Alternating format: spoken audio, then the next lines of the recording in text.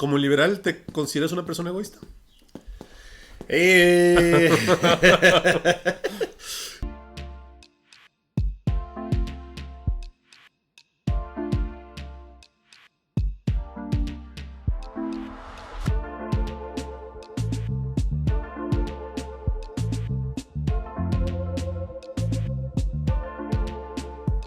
Yo creo que o sea, es una de las críticas, ¿no?, al liberalismo, pero es el equilibrio de evidentemente tu libertad y la comunidad.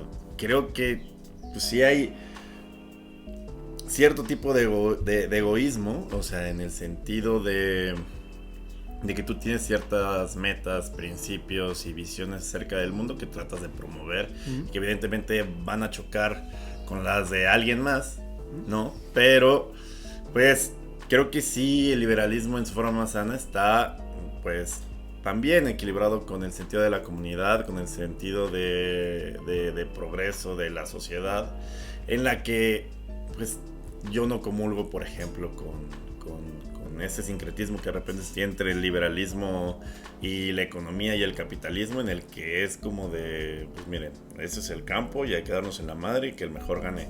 Pues no, quizá en esta época es cada vez más evidente que el piso para todos no es el mismo y ¿cómo se llama? Y aunque hay cierto tipo de egoísmo en la ideología, pues sí está, yo creo, pues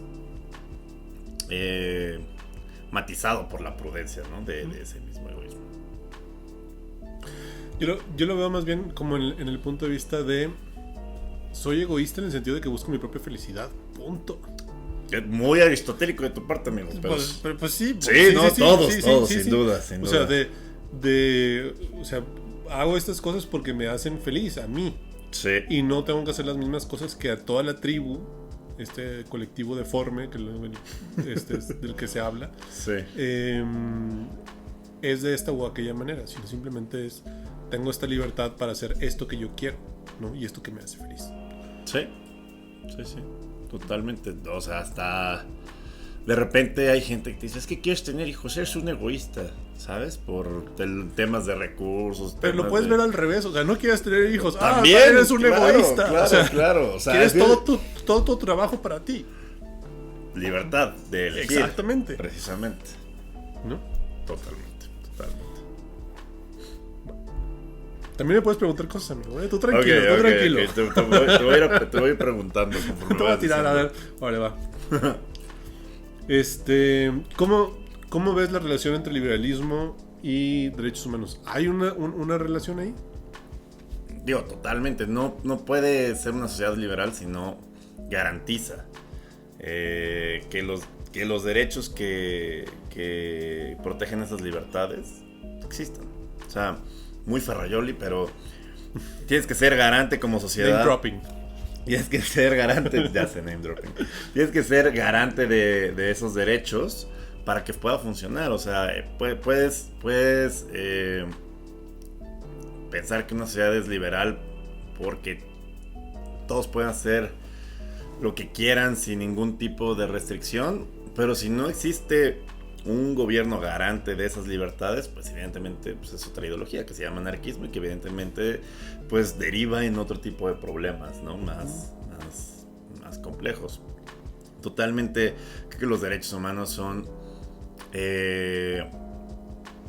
una manera moderna de poder estandarizar a todo el planeta ciertas condiciones básicas para que la persona pueda desarrollarse. Cosa que antes no existía, que a todos nosotros se nos hace como de... Estoy diciendo algo obvio. Güey, this shit hace 100 años era... muy debatido. Debatible. Sí, es como de...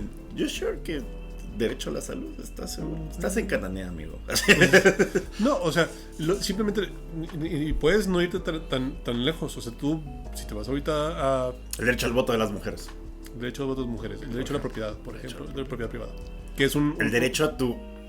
Ahorita que estamos en la modernidad, el derecho a tu cara, ¿no? Sí.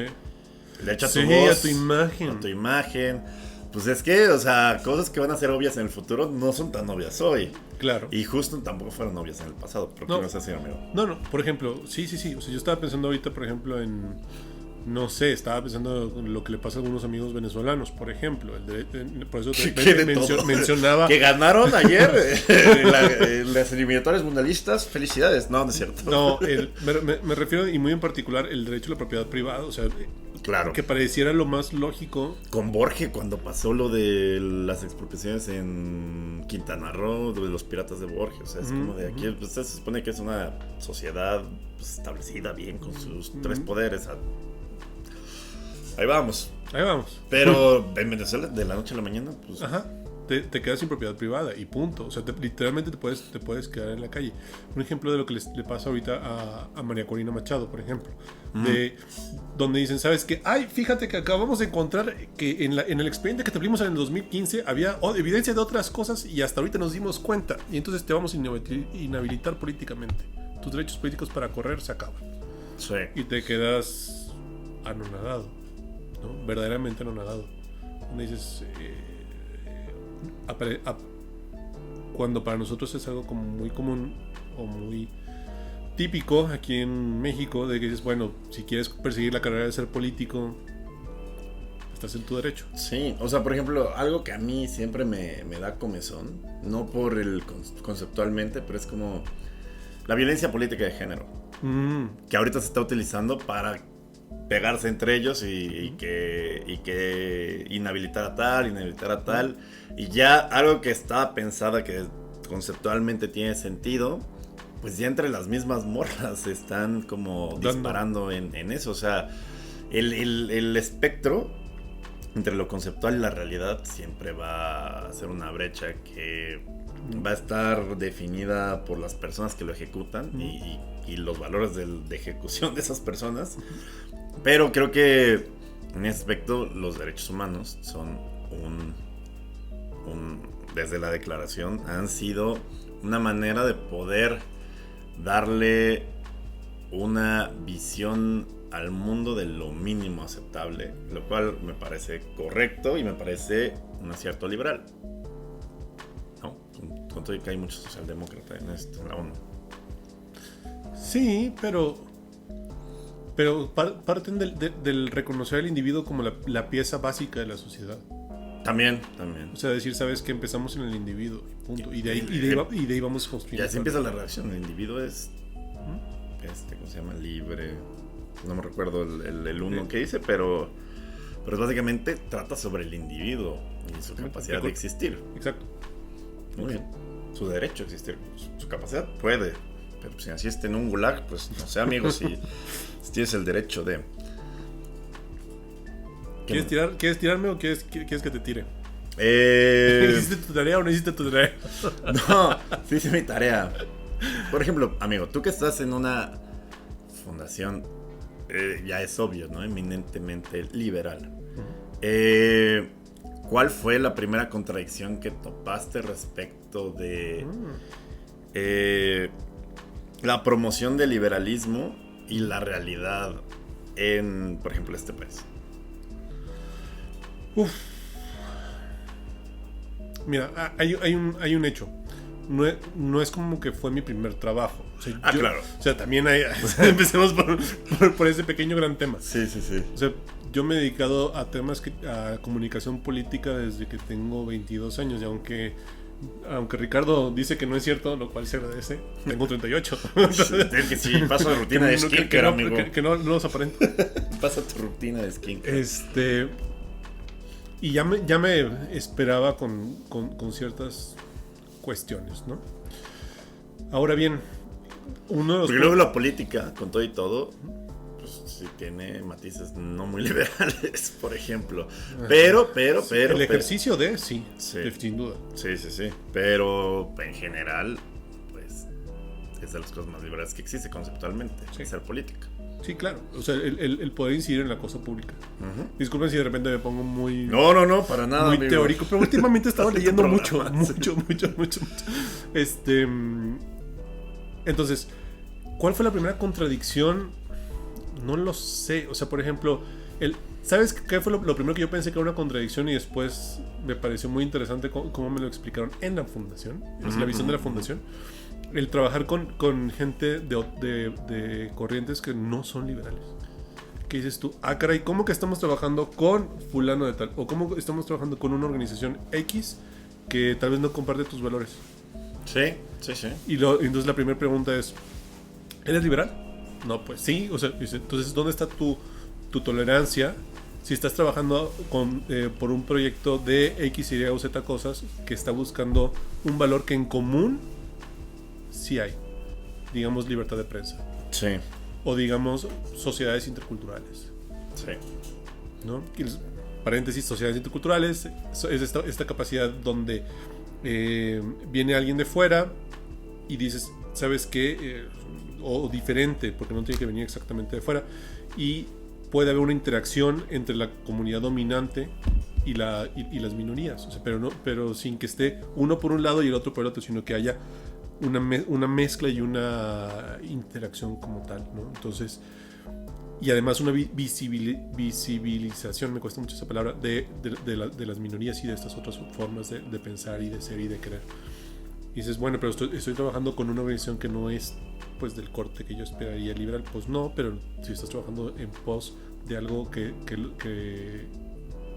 hay una coincidencia, que hay alguna parte común, entonces ahí sí dije, oh, wow. Ahí está tu parte política, o sea, en la ejecución de la realidad tienes que ser pragmático. Exactamente, pero el objetivo es común y es liberal, por ejemplo. O sea, creo que eso te habla mucho de esta claridad de esto que podría parecer una paradoja y no lo es a la vez. Sí, no lo es. Porque también el ejecutar esta tolerancia, o sea, el hablar de la tolerancia es muy fácil cuando quieres que te toleren a ti y cuando te toca tolerar. Eso es muy moderno de tu parte, que también de eso te quisiera preguntar. Muy popperiano. No, y aparte, o sea, creo que parte de lo que le da flojera de repente a la gente de los liberales es que se acuerda de la escuela, güey, ¿no? De Locke, sí. De Adam Smith, ¿no? De Mill. Pero esta visión que acabas de decir, pues es de un liberal más moderno. Y tú me platicabas acerca de cómo ha sido o más bien, ¿cómo ha sido tu evolución de liberal tradicional a liberal más moderno? ¿O cómo te has posicionado más como liberal moderno? O sea, a mí la parte que me costó, yo estudié ciencia política y eso tiene mucho que ver con mi formación, fue de repente el decir, ¿sabes qué? Conozco el liberalismo clásico y luego pasar a formas más actuales del liberalismo. O sea, y justo por eso leí a Dieter McCloskey, a quien te digo que tuve la oportunidad de conocer después, y sí me quedé impactado.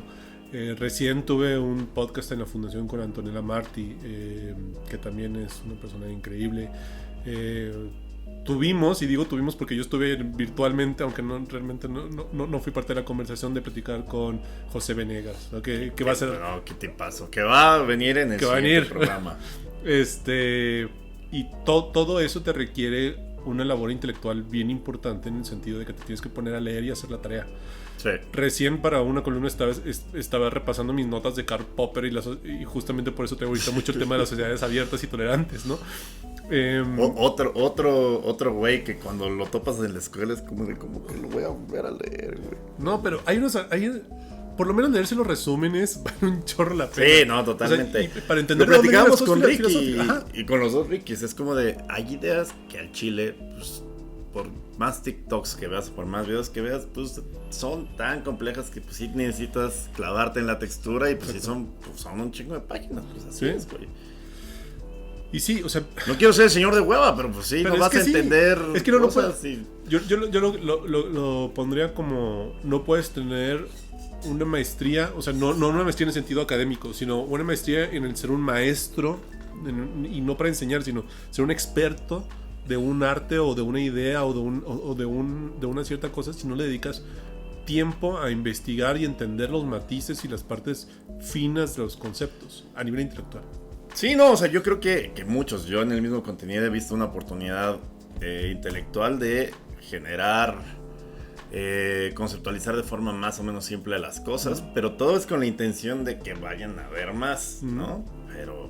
Pero pues sí, o sea, ahorita en la TikTokización del conocimiento, pues O sea, quizá de un TikTok no te vas como a ver la versión extendida, sino al siguiente TikTok. Pero quizá ya estoy muy casado con eso. Pero TikTok es como sapear. O sea, ¿te acuerdas cuando... Y lo voy a decir el señor Ruco porque lo soy. Soy su tío millennial. Así literalmente, me considero tío millennial. Es estar en la tele y estarle cambiando. Esto es algo que se lo escuché a Roberto Martínez. Por cierto, te quiero, amigo. No me conoces, no te conozco, pero me gusta su concepto. Que es como estar tirado en la cama cambiándole a la tele. Sí. Eso es TikTok. Zapping, exactamente. Es exactamente lo mismo. Sí, y me gustó esa manera de verlo. Sí. Pero lo que dejamos, o sea, lo que luego no hacemos hoy en día es apagar la tele y volverte a leer un libro. Claro. Sí, totalmente de acuerdo. Es difícil, cada vez todos tenemos 4 chambas, todos tenemos un chingo de... Algunos tenemos más. Tus receptores de dopamina están madreados, pero pues vale la pena, la neta. Y lo decías con Ricky Tafoya, tenemos tantos estímulos hoy que sí, que los receptores de dopamina parecía que todo el tiempo quieres tener ese rush de dopamina. Yo lo pondría en otro sentido. Yo de repente siento, y esa es una cuestión muy personal, que es como si tuviera 40 voces gritándome: ponme atención. Ya. Y necesito de repente callar a todas esas personas o a todos esos estímulos que están alrededor de mí. No vayan a pensar que escucho voces. Sí, es Mati. Es Matías llorando. Biberón. Hay un momento en el que necesitas acallar todos esos estímulos para poderte sentar y decir: ¿sabes qué? Le quiero dedicar 3 horas a entender este tema. Totalmente. Y entenderlo bien.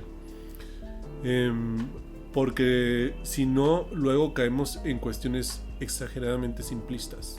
Correcto. ¿No? Sí, no, totalmente. Requiere de hacer la tarea. Ahí te voy. Sí.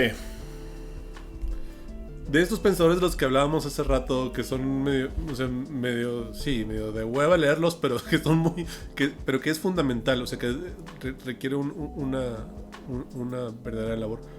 ¿Cuáles consideras tú importantes del liberalismo? Que seguramente vamos a caer en los clásicos.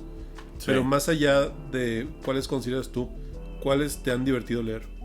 Bueno, esas 2 cosas, son 2 preguntas. Ajá, no sé. Pues, o cuáles te han interesado leer, ¿con cuáles estás clavado? O sea, creo que Locke debe ser como abogado con el que más te clavas y el que es un poquito menos esposo de leer. Adam Smith también tiene como su ondilla de conceptos interesantes. Los dos son muy... Mill me da muchísima flojera.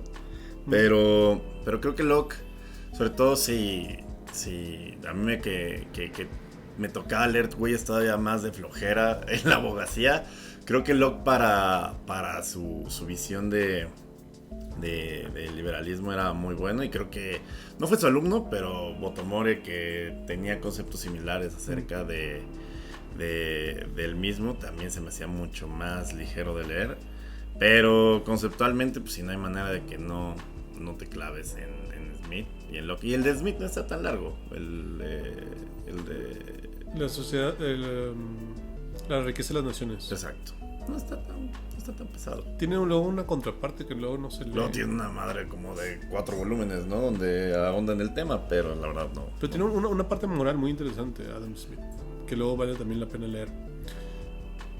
Me estoy ñoñando, perdón. No, dale. Que vale la pena leer, o sea, donde habla de la otra parte, o sea, que no es nada más el capitalismo, sino también la parte de moral y de la responsabilidad y los valores. Sí. ¿No? Que todo esto del capitalismo siempre tiene esta... Eran señores con peluca, cabe destacar. Sí, claro. A ver, ¿qué? Creo que hay algo que debemos de contextualizar eran señores de su época, güey. Sí, claro, que eran señores de su época. Y el gran riesgo que viene en ese momento era... El libertinaje, amigo. No, más allá del libertinaje. No, les mamaba el libertinaje. No, sí, claro. Era que el Leviatán los aplastara. O sea, que los gobiernos les terminaran dictando qué pueden y qué no pueden hacer. Porque eran bastante ojetes, con toda la razón del planeta, su contexto. Pero hoy en día tienes otros polos donde también hay mucho poder, que es lo que decíamos hace rato. El caso de las empresas, por ejemplo. Sí. ¿No? O sea, de repente tienes empresas que amasan demasiado poder. Sí, totalmente. Que pueden controlar la forma en la que ves algunas cosas. Antes nada más había un Leviatán, ahora hay muchos. varios, ¿no? O sea, hay varios dependiendo de qué hagas, de qué te dediques y cuál sea. Es una época mucho más compleja, pero pues tiene que ver con el desarrollo de la propia humanidad, ¿no? Sí, y con cómo hemos ido buscando estas libertades también. O sea, puedes decir más compleja y más leviatanes, sí, pero no todos son tan grandes. Parecía que son más pequeños. O sea, no es lo mismo que te pidan una prima nocte, Sí. ¿no? A que, no sé, yo que sé, que se te limiten tus opciones de...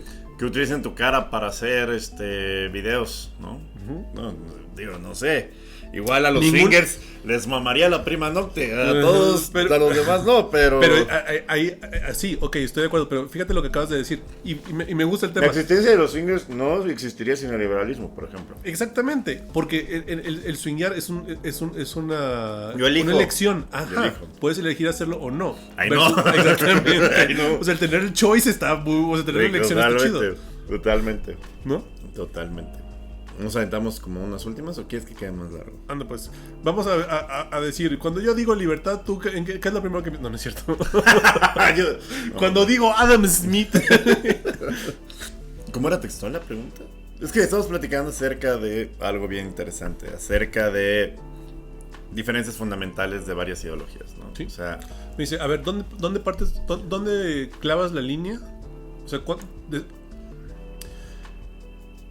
es la línea, la división entre liberalismo, libertarianismo, anarcocapitalismo, incluso conservadurismo, que son espectros que están más a la derecha del liberalismo? Pues vea mi ley. Que se dice ultraliberal. Y tú decías. A mí me parece, o sea, que la línea está muy bien marcada en la dignidad humana. O sea, el peso que le das a la dignidad humana. Sí. O sea, cuando hablas de liberalismo, hablas de los derechos humanos y hablas del peso del individuo. Y cuando hablas, por ejemplo, de anarcocapitalismo, ya le das un mayor peso, por ejemplo, a la propiedad privada. Sí. No importando el fin, ni de dónde, ni quién pone el capital. Exactamente. Nada. Incluso en algunos... Ni la salud. Y en algunos extremos... No, mi ley así de la secretaria. ¡Fuera! ¡Fuera! De acuerdo. Ministerio de las Mujeres y Género y Diversidad, afuera. Ministerio de Obras Públicas, afuera. Aunque te resistas. ¿No?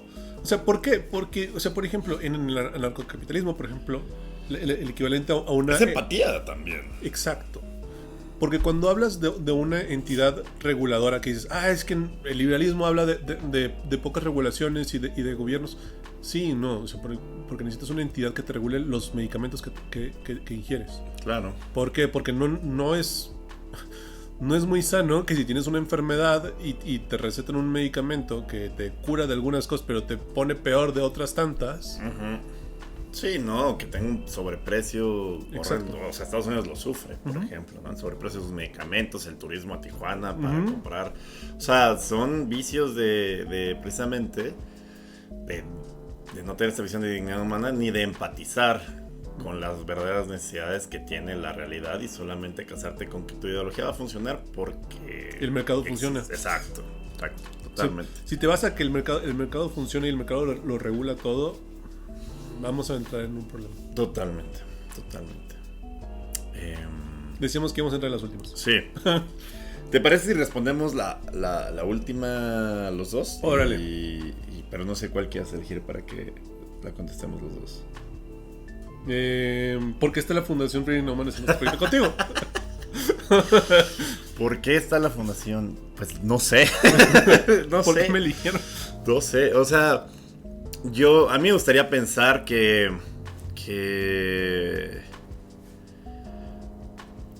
la audiencia que he construido este tiempo, con todo y que, como hemos platicado en varios programas, sufrimos de la dictadura de los likes y de las views, siempre me ha tocado, o sea, Ricky, por ejemplo, fue mi alumno de guionismo y me conoció por Avenida. Siempre me ha tocado como muchas personas de mi audiencia que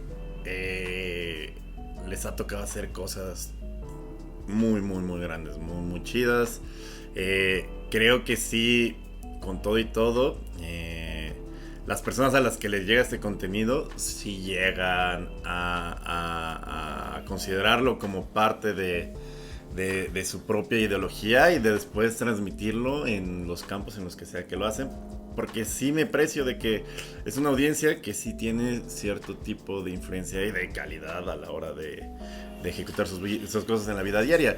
Y te digo, o sea, lo he visto, me ha tocado de muchos amigos que tengo y de mucha audiencia que tengo que pues resultan ser o incidir en la vida de muchas personas. Claro. O sea, yo tenía, me acuerdo que la primera vez que lo vi, una amiga que tengo, un saludo a Adi, ella era parte de los consejeros de marketing de la campaña de Peña Nieto. Decía, es que siempre vemos eso y cotorreamos sobre lo que están diciendo y así. O sea, nunca sabes dónde va a llegar, pero en este caso creo que he tenido varias pruebas de que pues llega luego a personas que sí tienen esta visión de muchos años que yo he tenido, de que puedes incidir en cierto sector y eso se va a amplificar si la audiencia tiene no quiero decir la calidad, pero sino cierta forma de ver el mundo que comulga contigo. Que por cierto, un kudo, un reconocimiento a tu audiencia, porque en alguna ocasión te tiré un tweet como muy a nivel carro personal, ¿sabes? Sí. Y me contestaron así como de, oye, aquí no hacemos eso, aquí venimos a pasárnosla bien, o sea, que está bien y lo entiendo, o sea, o sea, no tiene por qué alguien entender que tú y yo nos llevamos bien, o sea, alguien de fuera, sino que tienen o sea, lo que yo admiro, o sea, mi admiración es hacia esa manera de proteger reglas de comunidad de buena interacción, lo cual está increíble, o sea, porque te tiraba algo jocosón o picantón, así como de, no estoy de acuerdo con esto, o sea, en este tono de militarismo, sí. Y me respondieron de esa manera y me gustó, o sea, más que sentirlo como un tú no sabes de lo que está pasando, es una admiración a decir qué chido que haces estas cosas así, ¿sabes? Sí, no son como, ¿sabes? O sea, como trolecillos, ni no lo son. Ni son, ¿cómo se llama? De estos gatekeepers y de estos incels, ¿no? La neta es como muy cool. Todos piensan por sí mismos, me gustaría pensar, o pienso. Muy cool.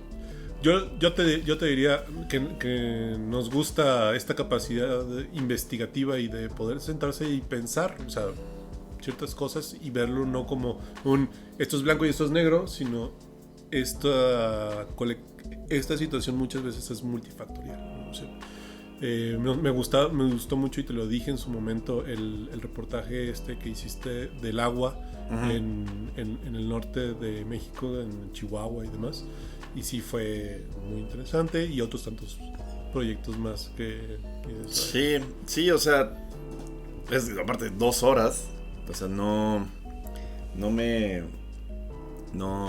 creo que hay cosas, como hablamos de los libros, también hay contenidos, hay cosas que documentar que pues no las vas a poder explicar en 5 minutos, ¿no? Ni en libros tampoco. Y había que escuchar a esas personas y no sé, o sea, creo que acaban siendo a través del tiempo, envejecen bien. Eso es lo que me gusta, tío, de lo que hago y de lo que he explicado acerca de pues esto es la visión de lo que tengo, y envejecerá mal o bien.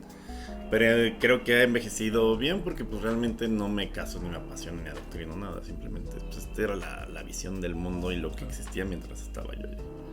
Pues muchas gracias, amigo. Muchas gracias a ti. Gracias por recibirme aquí en tu casa. No, amigo, siempre en tu casa. Y la casa de la fundación. Más, avisen si vienen todos porque no hay tantas sillas. Gracias, amigo.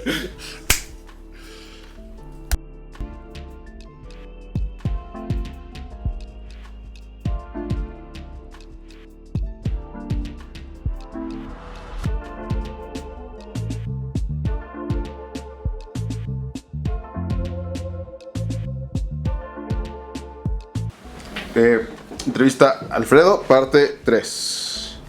Hola, soy Alfredo Santos.